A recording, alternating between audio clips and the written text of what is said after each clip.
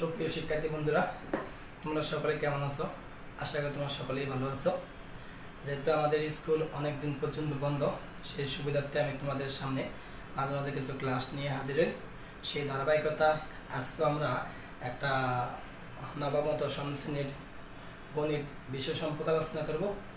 তোমরা অবশ্যই ভিডিওটি প্রথম থেকে শেষ পর্যন্ত দেখবে, আশা করি তোমাদের উপকারে আসবে শিক্ষার্থী বন্ধুরা। তাহলে এবং অবশ্যই ভিডিওগুলো সাবস্ক্রাইবার্স করে আমার সঙ্গে থাকবে। শিক্ষার্থী বন্ধুরা, আজকে আমরা যে অধ্যায় নিয়ে আলোচনা করব সেই অধ্যায় হলো আমাদের 11.1। পূর্বে আমরা আরও 2টি ভিডিও আপলোড করেছিলাম, তোমরা অবশ্যই ইউটিউবের মধ্যে গেলে অবশ্যই ক্লাসগুলো দেখতে পাবে। আর এখন আজকে আমরা আমাদের পাঠ্য বইয়ের কিছু অঙ্ক নিয়ে আলোচনা করব, তোমরা অবশ্যই দেখার চেষ্টা করবে শিক্ষার্থী বন্ধুরা। আমরা আজকে প্রথমত আমাদের পাঠ্য বইয়ের 3 নম্বর অঙ্ক নিয়ে আলোচনা করি। 3 নম্বর যে অঙ্কটা, সেই অঙ্কটা ছিল, আমি আগে অঙ্কটি উঠানোর চেষ্টা করি। দুইটি সংখ্যার অনুপাত 3:4 এবং এদের লসাগু এবং এদের লসাগু 180 হলে সংখ্যা দুটি কত? হলে সংখ্যা দুইটি কত? শিক্ষার্থী বন্ধুরা, তোমরা অবশ্যই মনোযোগ সহকারে দেখার চেষ্টা করো। তাহলে আমাদের এখানে বলছে দুইটি সংখ্যার অনুপাত 3:4। একটা জিনিস মনে রাখতে হবে, যদি অনুপাত যদি উল্লেখ থাকে তাহলে অবশ্যই যে কোনো একটা চলক আমাদেরকে ধরে নিতে হবে। কারণ আমি কোনো চলক যদি না ধরি তাহলে অঙ্কটি করা কিন্তু সম্ভব হবে না। এখন চলক বলতে এখানে A থেকে Z পর্যন্ত যে কোনো চলক ধরা যাবে। তো যেহেতু আমরা বীজগাণিতিক অঙ্ক করতেছি, তাহলে আমরা অবশ্যই চলক হিসেবে আমরা X, Y, Z কে ধরে নেওয়াই ভালো।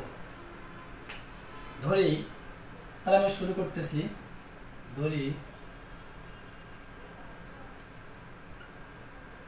ধরি সংখ্যা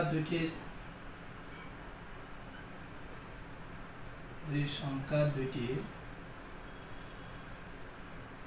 সাধারণ অনুপাত কি ধরলাম? X। যে কোনো চলক ধরা যাবে, এখানে X ধরতে হবে এমন কোনো কথা নেই। সুতরাং সংখ্যা দুইটি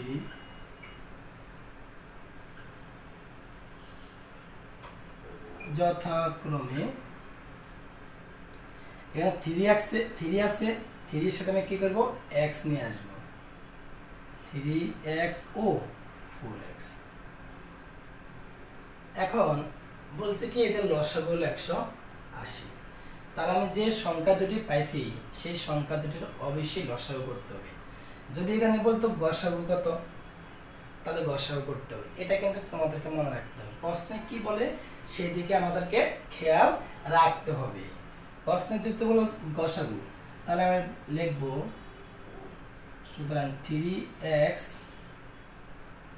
ও 4x এর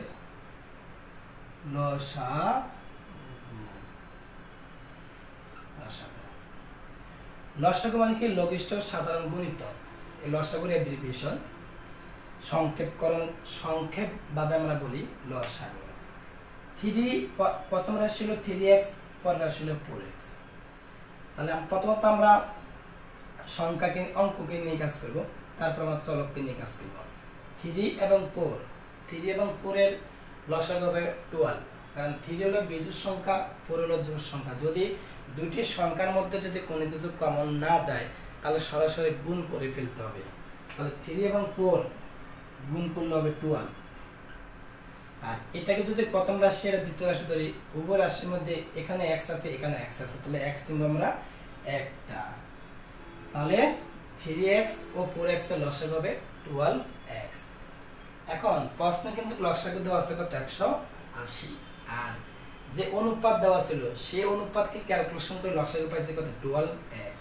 তাহলে আমি লিখব প্রশ্ন মতে, কি লিখব প্রশ্ন মতে 12x ইকুয়াল টু 180, কাকে রাখবো x কে রাখবো, তাহলে 12 কোথায় যাবে 12 যাবে নিচে, তাহলে আমি 180 কে কি করব 12 দ্বারা ভাগ করব, তাহলে 180 ভাগ 12 পাইতেছি আমি 15, কি পাইতেছি আমি 15 পাইতেছি।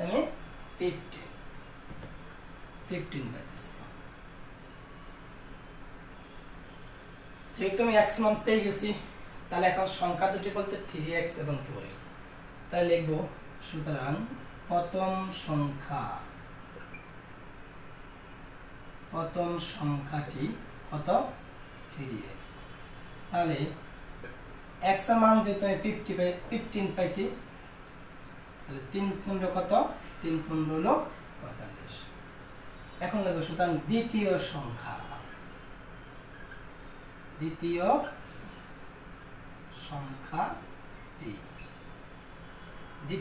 কত 4x, তাহলে 4 ইনটু কত 4 ইনটু 15, তাহলে 4 15 60 হয়ে গেল। তাহলে আমি লিখব সুতরাং সংখ্যা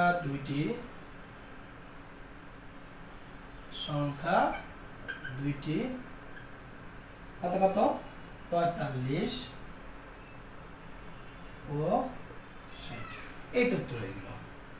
এটা আমাদের পরীক্ষার মধ্যে পাই আসে, তোমরা অবশ্যই করার চেষ্টা করবে। আর এটা আমাদের পরীক্ষা বলতে আমাদের বিভিন্ন অবজেক্টিভ পরীক্ষা অবজেক্টিভের জন্য আসে, সৃজনশীল তেমন আসে না, তারপর যদি আমাদের চলে আসে অবশ্যই তোমরা করার চেষ্টা করবে। শিক্ষার্থী বন্ধুরা, আমরা এখন পরবর্তী অঙ্ক নিয়ে আলোচনা করব। তার আগে তোমাদেরকে একটু বলার চেষ্টা করি, যেমন আমার অনুপাত দেওয়া ছিল 3:4, প্রথমে যা থাকে তাকে বলা পূর্ব রাশি, এটাকে পূর্ব রাশি, এটাকে বলে উত্তর রাশি, এটা মনে রাখতে হবে তোমাদের, হলো পূর্ব রাশি, আর পরেরটা হলো উত্তর রাশি, এটাকে বলা উত্তর রাশি। এটা মনে রাখতে হবে, যে কোনো অনুপাতের প্রথমে যা থাকবে তাকে বলা পূর্ব রাশি, আর পরে যা থাকবে তাকে বলা হবে উত্তর রাশি। তবে একাধিক থাকতে পারে, একাধিক আছে সেটা আমরা পরে বলবো, আমাদের প্রশ্নে যেটা আছে সেটা নিয়ে আমরা বলার চেষ্টা করি। আর 3 এবং 4, 3 যেহেতু তোমাদের ছোট, 4 যেহেতু তোমাদের কি বড়, অর্থাৎ পূর্ব রাশি হলো ছোট, উত্তর রাশি হলো বড়, এটাকে বলা লঘু অনুপাত। কি অনুপাত? লঘু অনুপাত। লঘু মানে হলো ছোট, অর্থাৎ যে অনুপাতের পূর্ব রাশি থেকে উত্তর রাশি বড়, অর্থাৎ পূর্ব রাশি ছোট উত্তর রাশি বড়, তাকে বলা লঘু অনুপাত।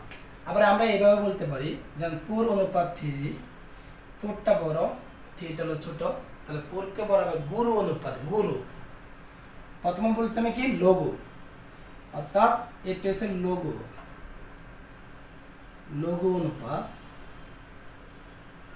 আর এটা হলো গুরু অনুপাত।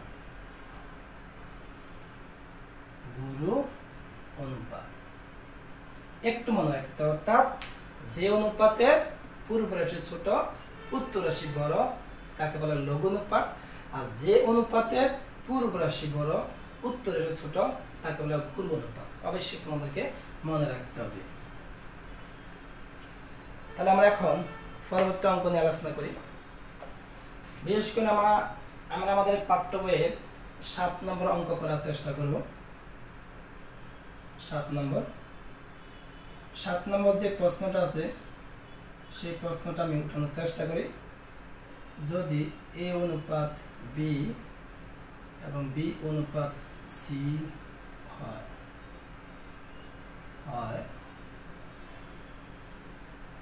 তবে প্রমাণ করো যে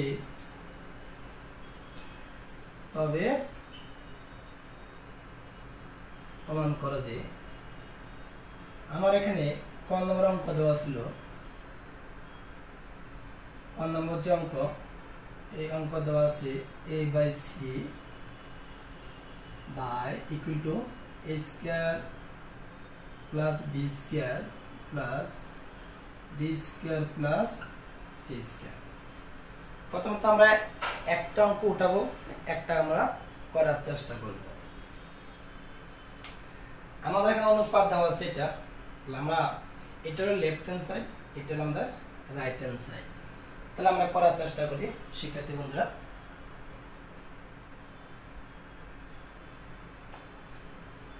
তাহলে আমাদের যা দেওয়া ছিল তা আমরা আগে লিখব দেওয়া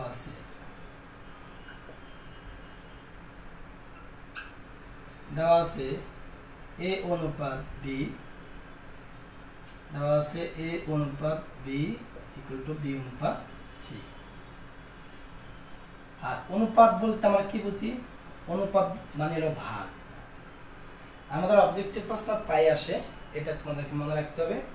অনুপাত মানে হলো ভাগ। সবসময় পূর্ব রাশিটা আগে হয়, অর্থাৎ a by b equal b by c। এদের মাঝখানে আমরা টান দিলাম, এই টান দেওয়া মানে ভাগ বোঝায়, এটা কিন্তু তোমাদেরকে মনে রাখতে হবে। অর্থাৎ মাঝখানে আমরা যা দিয়েছি এটা কি বোঝায়? এটা আমাদের ভাগ বোঝায়, এটা আমাদেরকে মনে রাখতে হবে। এখন যে কাজ করব সেই কাজটা হলো ধরি, অর্থাৎ a by b b by c equal to k ধরলাম, অর্থাৎ k হলো ধ্রুবক হিসেবে ধরলাম। এখন এই যে ইকুয়াল দ্বারা কি বোঝায়? ইকুয়াল দ্বারা বোঝায় a by b equal to k, b by c equal to k। তাহলে আমি লিখতে পারি a by b equal to k। k নিচে যেহেতু কোনো কিছু নাই, 1 আছে, a কে যদি 1 দিয়ে গুণ করি a হবে, আর b কে যদি k দিয়ে গুণ করি b k। এবং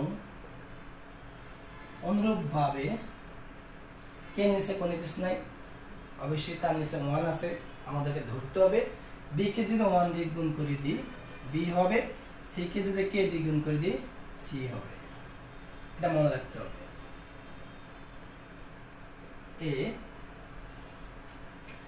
এখন যে কাজটা করব, এই যে b এর মান কিন্তু c কি, এই b এর জায়গা আমি c কে বসাবো, আর k তো আমাদের আছে, c k গুণ করলে হবে k স্কয়ার হয়ে গেল। এখন এটা কার মান? এটা হলো আমার a এর মান, আর এটা হলো আমার b এর মান, আর এটা হলো লেফট হ্যান্ড সাইড, এটা হলো আমার রাইট হ্যান্ড সাইড। তাহলে আমি এখান দিয়ে করি শিক্ষার্থী বন্ধুরা, লেফট হ্যান্ড সাইড অর্থাৎ a বাই c। এর মান পাইছি কত? আমি এর মান পাইছি আমি c k স্কয়ার, আর c এর মান নাই, আমি রেখে দিব, তাহলে c চলে যায়। অর্থাৎ ভাগের বেলায় উপরে এবং নিচে যদি একই রকম রাশি হয় তাহলে চলে যায়, কি থাকে? k square. এটা কি সাইড? এটা হলো আমার লেফট হ্যান্ড সাইড। এখন আমি রাইট হ্যান্ড সাইড করব, রাইট হ্যান্ড সাইড কি আছে? a square plus b square plus c square, sorry এটা ভুল লিখলাম, এটা দেওয়া আছে a square plus b square plus c square. এখন যে কাজটা করব সেই কাজটা হলো এর জায়গাতে আমি এর মানটা বসাবো। এর মান কত পাইছি আমি? এর মান পাইছি আমি c k স্কয়ার, উপরে যেহেতু স্কয়ার আছে ব্র্যাকেট দিয়ে আমি স্কয়ার দিব, আর b এর মানটা হলো c k, b এর মান c k, উপরে স্কয়ার আছে স্কয়ার দিলাম, আর b এর মান কত? b এর মান হলো c k, উপরে স্কয়ার আছে স্কয়ার দিলাম, আর c এর মান কিন্তু নেই, যা আছে তাই থাকবে। এখন আমরা ব্র্যাকেটের কাজটা কমপ্লিট করব। তো c এর উপরে স্কয়ার আছে মানে c স্কয়ার, কে ভিতরে স্কয়ার বাইরে স্কয়ার, তাহলে k পাওয়ার 4। সি এর উপরে স্কয়ার আছে সি স্কয়ার, কে এর উপরে স্কয়ার আছে কে স্কয়ার। আবার সি এর উপরে স্কয়ার আছে সি স্কয়ার, আবার কে এর উপরে স্কয়ার আছে কে স্কয়ার, সি স্কয়ার হয়ে গেল। এখন যে কাজটা করব সেই কাজটা হলো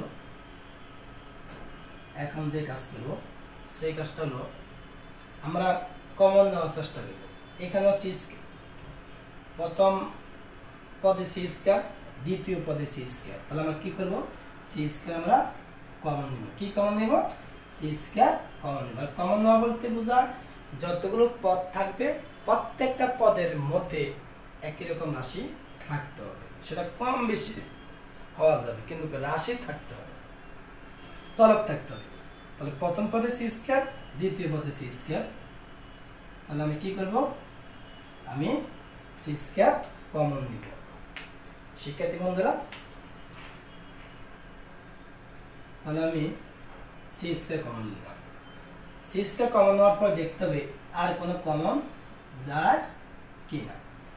এখানে কে 4টা, এখানে কে 2টা, সব সময় রাখতে হবে যেটা ছোট সেটাই কমন যাবে, অর্থাৎ কে স্কয়ার ছোট, তাহলে আমার কে স্কয়ার কমন যাবে। তাহলে সি স্কয়ার ছিল নিয়ে গেছি, কে ছিল 4টা, বেশি কয়টা 2টা, থাকবে কয়টা আরো 2টা। সি স্কয়ার ছিল নিয়ে গেছি, কে স্কয়ার ছিল নিয়ে গেছি, কোনো কিছু না থাকলে 1 লিখতে হয়।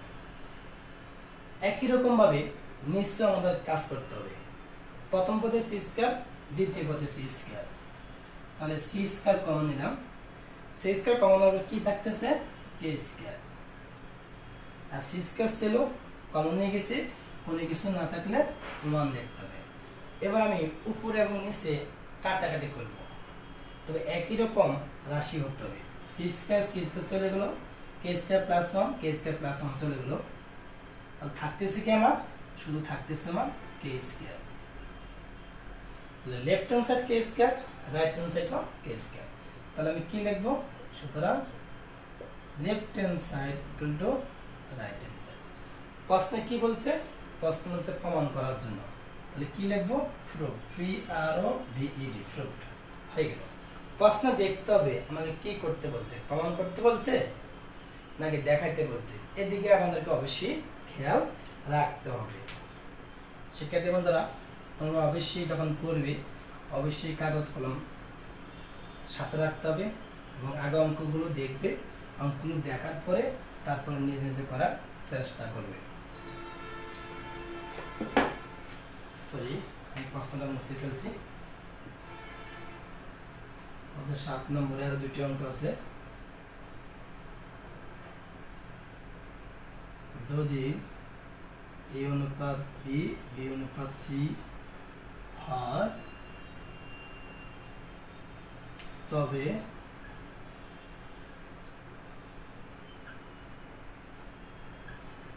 প্রমাণ করো যে, আমরা এখন আমাদের পাঠ্য বইয়ের খ নম্বর অঙ্কটা করার চেষ্টা করব। A square B square C square 1/a cube plus 1/b cube plus 1/c cube equal to a cube plus a cube plus b cube plus c cube. এটা তোমাদেরকে মনে রাখতে হবে, আর তোমরা যদি মনে রাখতে পারো তাহলে তোমাদের হয়ে যাবে আশা করি। শিক্ষার্থী বন্ধুরা, তাহলে আমরা করার চেষ্টা করি, তোমরা অবশ্যই মনোযোগ সহকারে দেখো। তাহলে এখন আমি যে কাজটি করব সেই কাজটি হলো যা দেওয়া আছে তাকে আমরা ক্যালকুলেশন করব। তাহলে দেওয়া আছে আমার a অনুপাত b, a অনুপাত b ইকুয়াল টু b অনুপাত c। শিক্ষার্থী বন্ধুরা, এই অঙ্কটি যেহেতু left hand side right hand side, তাহলে আমি একটা কাজ করব, সেই কাজটা হলো লেফট হ্যান্ড সাইডকে ক্যালকুলেশন করব যেন রাইট হ্যান্ড সাইড চলে যায়। আমি লেফট হ্যান্ড সাইড ধরে কাজ করব না, রাইট হ্যান্ড সাইড ধরে কাজ করব না, কারণ লেফট হ্যান্ড সাইড এবং রাইট হ্যান্ড সাইড ধরে কাজ করলে অঙ্কটা হবে এবং অঙ্কটা অনেক বড় হয়ে যাবে। এই জন্য আমি একটা কাজ করতে পারি, সেই কাজটা হলো ক নম্বর অঙ্কটা যেরকম আমি এখান থেকে মান বের করার পরে ওখানে সরাসরি মান বসা দিয়েছি, একটু আমরা ব্যতিক্রম করার চেষ্টা করব। অর্থাৎ a by B, B by C বললাম, অর্থাৎ অনুপাত মানে হলো ভাগ। এখন যে কাজ করব সেই কাজটা হলো বি কে বি দিয়ে গুণ করলে বি স্কয়ার আর এ কে সি দিয়ে গুণ করলে এসি। আমরা এইভাবে কাজটা করার চেষ্টা করব। যদি আমরা এইভাবে কাজটা করি তাহলে অঙ্কটা দ্রুত হয়ে যাবে। এখন এটা লেফট হ্যান্ড সাইড, এটা হলো আমার রাইট হ্যান্ড সাইড। তাহলে আমি লেফট হ্যান্ড সাইড লিখব, লেফট হ্যান্ড সাইড।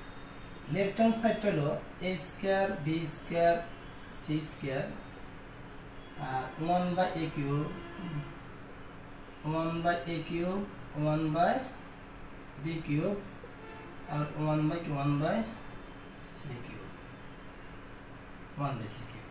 এখন যে কাজটা করব সেই কাজটা হলো a square B square C square অবশ্যই উপরের রাশি বোঝায় এবং গুণ আকারে আছে, অর্থাৎ প্রত্যেকটার সাথে গুণ বোঝায়। তাহলে a square B square C square যেহেতু উপরের রাশি, আর একটা জিনিস মনে রাখতে হবে, কোনো কিছু যখন উপরে থাকে তখন উপরের রাশিকে উপরের রাশি দ্বারা গুণ করতে হবে। তাহলে a square B square C স্কয়ারকে 1 দ্বারা গুণ করব আমি। তাহলে a square B square C স্কয়ারকে যদি 1 দ্বারা গুণ করি, a স্কয়ার আর বি স্কয়ার সি স্কয়ার, নিচে কি আছে? নিচে আছে আমার a কিউব। একই রকম ভাবে a square B square C স্কয়ারকে যদি 1 দিয়ে গুণ করি তাহলে a square B square C square হবে, নিচে কি আছে? নিচে আছে আমার বি কিউব। একই রকম ভাবে a square B square C স্কয়ারকে যদি 1 দিয়ে গুণ করি হবে a square B square C square, নিচে কি আছে? নিচে আছে আমার সি কিউব। এখন যে কাজটা করব সেই কাজটা হলো আমি একটু কাটাকাটি করার চেষ্টা করব। এখানে এই তিনটা, এখানে এই কয়টা? দুইটা। যদি আমি এটাকে কাটি তাহলে এখানে একটাই থাকে। কয়টা থাকে? একটাই থাকে। আর এখানে বি দুইটা, এখানে বি তিনটা, কাটাকাটি গেলে একটা বি থাকে। আর এখানে সি দুইটা, এখানে সি তিনটা, কাটাকাটি গেলে একটা সি থাকে। এখন যে কাজটা করব, উপরে কি থাকতেছে? বি স্কয়ার এবং কি সি স্কয়ার। তাহলে আর আমি আরেকটা কাজ করতে পারি, সেই কাজটা হলো তোমরা একটু লক্ষ্য করার চেষ্টা করো। এই বি স্কয়ারের মান কিন্তু দেওয়া আছে, বি স্কয়ারের মান দেওয়া আছে এসি, আর সি স্কয়ার তো আমার সাথে আছে, আর নিচে কি আছে? নিচে আছে আমার এই। তাই মাঝখানের রাশিটা একটু ব্যতিক্রম, সেটা হলো এখানে এ স্কয়ার এবং সি স্কয়ার। কারণ এ স্কয়ার সি স্কয়ার কোনো মান নাই, মান কার আছে? আমার মান আছে আমার এসি। তাহলে এখানে একটু কাজ করতে হবে। সেই কাজটা হলো যেহেতু আমার এসির মান দেওয়া আছে কিন্তু এ স্কয়ার সি স্কয়ার মান দেওয়া নাই, তাহলে আমি একটা কাজ করব, সেটা হলো এই এসি লিখে আমি হোল স্কয়ার দিব। কারণ এসি লিখে হোল স্কয়ার দেওয়া যায় কথা, এ স্কয়ার সি স্কয়ার একই কথা। আর নিচে কি আছে? নিচে আছে বি। ঠিক একই রকম ভাবে এখানে এ স্কয়ার তো আছে, এ স্কয়ারটা লিখে ফেললাম। আর বি স্কয়ারের মানটা কত আছে? বি স্কয়ারের মান আছে আমার এসি, নিচে কি আছে? নিচে আছে আমার সি। তাহলে এ চলে গেল, সি সি চলে গেল। আর সি স্কয়ারকে যদি সি দিয়ে গুণ করি কত হবে? হবে আমার সি কিউব। আর এখানে বি তো নিচের বি থাকবে, কোনো কাজ নাই। আর এসির মান কত? এসির মান হলো আমার বি স্কয়ার। এসির মান কিন্তু বি স্কয়ার, আর উপরে কি আছে? উপরে আছে আমার এ স্কয়ার। ও সরি, এটা তো কমপ্লিট করলাম।